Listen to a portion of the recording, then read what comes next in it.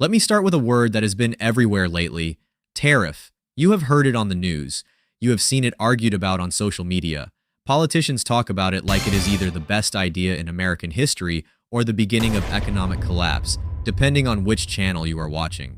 But here is what almost nobody ever actually explains: what a tariff really is, how it works step by step, and most importantly, who actually ends up paying it. Because there is a massive, widespread misunderstanding about that last part. And that misunderstanding is costing ordinary Americans real money right now without them even realizing it. So today we are going to fix that. No jargon, no politics.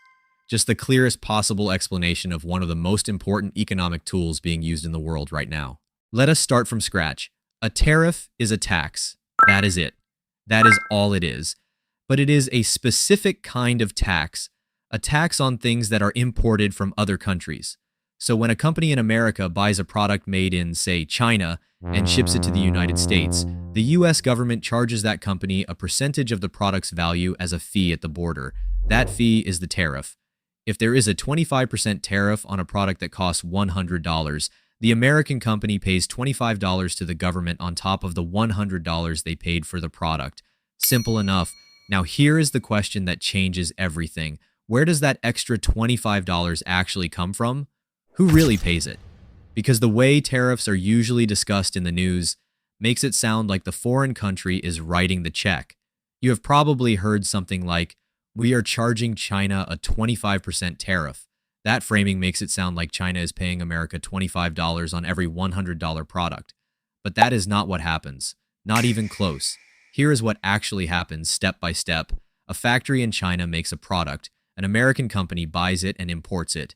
The American company pays the tariff at the US border to the US government. The Chinese factory receives exactly the same amount it always received. China pays nothing extra. The American company pays the tariff. And then that American company has three choices about what to do next. Option 1, they absorb the cost themselves, which cuts into their profit. Option 2, they raise their prices and pass the cost to their customers, which is you. Option 3, some combination of both. The best research available right now, including analysis from Stanford's economics department, shows that more than 50% of tariff costs are now being passed directly through to consumers in higher prices. Meaning when the government puts a 25% tariff on an imported product, American shoppers are paying a significant chunk of that 25% every time they buy that product. You are not charging China. You are taxing yourself, with China as the middleman.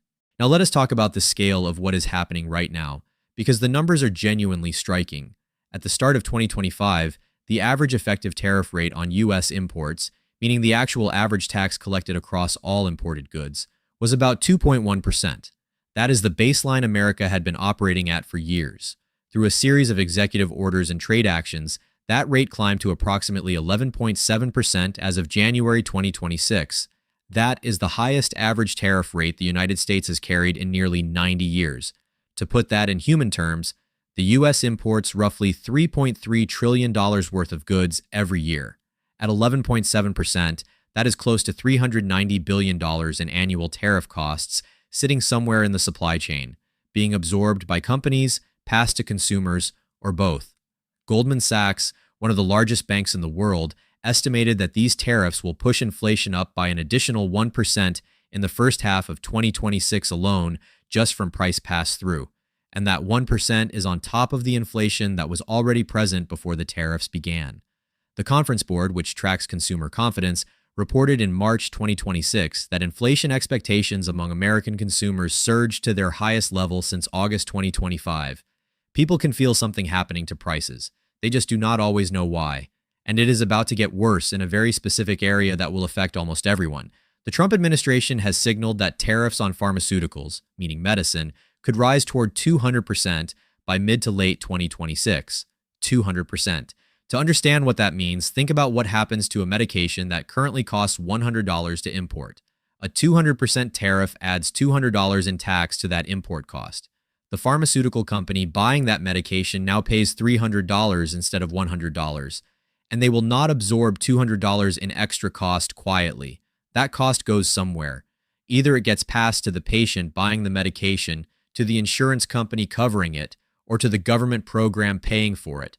which means it eventually gets passed to taxpayers. The United States relies on imports for a significant portion of its generic drugs and active pharmaceutical ingredients. So this is not an abstract issue. It is a price increase on medicine charged to the people who need medicine. Here is the other important thing to understand about tariffs that usually gets left out of the conversation. Almost half of everything America imports is not a finished product that you buy at a store. It is a part or a material that American companies use to make other things. Steel, aluminum, microchips, chemical inputs, fabric, raw materials and components that go into American-made products. When you put a tariff on those inputs, you raise the cost of making things in America, which is the opposite of what most people assume tariffs are supposed to do.